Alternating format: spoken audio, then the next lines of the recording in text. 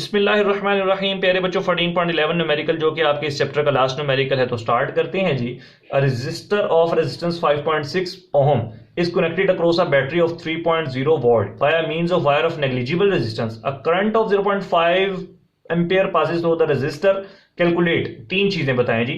Power dissipate in the resistor, total power produced by a battery, and give the reason of difference between these two quantities. कहना क्या चाह रहा है जी इसमें कि एक रेजिस्टर की जो रेजिस्टेंस है वो है 5.6 ओहम, और जो वोल्ट गिवन है जी वो जिस बैटरी के साथ कनेक्ट है या जिस टर्मिनल के साथ कनेक्ट है उस पर जो वोल्टेज है वो कितने जी 3 वोल्ट, और करंट कितना है 0.5 ampere. Power dissipate by the resistor या इन द रेजिस्टर कि रेजिस्टर ने कितनी पावर खर्च की, कितनी पावर यूज की, और total power by the battery.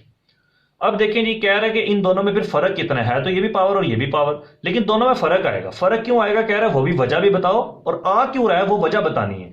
आएगा क्यों, जाहिर है हमने अभी सॉल्व करेंगे, आपको पता चल जाएगा, ये भी क्लियर हो जाएगा कि फर्क वाकई आ रहा है। आएगा क्यों वो इंशाल्लाह जब हमने पार्ट नंबर सी इसका बताना होगा तो मैं आपको वहां पर समझा दूंगा। इसकी मिसाल ऐसे है जैसे फॉर एग्जांपल मैं किसी बच्चे को दूं यार 10 रुपए इसकी चीज ले आओ, वो मुझे 8 रुपए की लाते, 2 रुपए की चीज कहां गई भाई, तो वो जो 2 रुपए का जो गैप आया ना वो वजह मुझे बतानी है। तो यहां पर हमने इस केस में बताना है कि जो बैटरी ने पावर प्रोड्यूस की वो कुछ थी, डिसिपेट कुछ हुई, तो बाकी जो जाया होगी, जो लॉस्ट होगी या जो नहीं भी हुई लॉस्ट किधर गई, वो हमने पावर भी बतानी है। तो पहले रेजिस्टर के लिए P equal to I square are.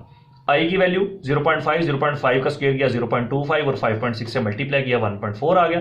Battery के लिए जो फार्मूला यूज होगा ना P इक्वल टू VI, क्योंकि बैटरी जो है वो एक टर्मिनल होगा ना, उसका बैटरी पर कोई ना कोई वोल्टेज गुजर रहे होंगे, तो वोल्ट के लिए हम उसके लिए वही वाला फार्मूला यूज करेंगे P इक्वल टू VI। तो V हमें 3 गिवन था, I हमें 0.5 गिवन था, दोनों को मल्टीप्लाई किया 1.5, 1.4 और 1.5 है, मतलब 0.1 का फर्क है। अब ये फर्क आया क्यों, क्योंकि प्यारे बच्चों जो बैटरी होती है ना, बैटरी उसकी अपनी भी एक रेजिस्टेंस होती है। उस बैटरी की जो अपनी रेजिस्टेंस होती है ना उसको इंटरनल रेजिस्टेंस कहते हैं। अब उसकी जो अपनी रेजिस्टेंस होती है ना वो जो है ना वो भी कुछ ना कुछ पावर लेती है, और उसमें कोई ना कोई पावर लॉस हो जाती है।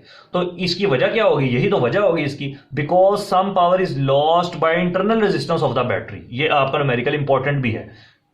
क्या वजह जी कि सम पावर जो है वो लॉस्ट हो जाती है बैटरी की अपनी रेजिस्टेंस की वजह से, क्योंकि हर बैटरी की अपनी भी रेजिस्टेंस होती है एक, चाहे वो थोड़ी हो ज्यादा हो जितनी भी हो, लेकिन अपनी जरूर होती है। तो उस बैटरी की जो अपनी रेजिस्टेंस है जिसको हम इंटरनल रेजिस्टेंस कहते हैं, उसमें जो होती है ना कुछ पावर जो है ना वो जाया हो जाती है, लॉस्ट हो जाती है। तो कितनी पावर लॉस्ट हुई देखें, इन दोनों में गैप कितना है, जितना गैप है उतनी ही पावर हमारी लॉस्ट हुई। ले प्यारे बच्चों, यहां पर आपके न्यूमेरिकल्स हुए कंप्लीट। इंशाल्लाह ताला बहुत जल्द नई वीडियो के साथ आप सबकी खिदमत में हाजिर होंगे। तब तक के लिए इजाजत दीजिए, दुआओं में याद रखिए, इन क्वेश्चंस की प्रैक्टिस कीजिए। अस्सलामु अलैकुम वरहमतुल्लाहि वबरकातुहू।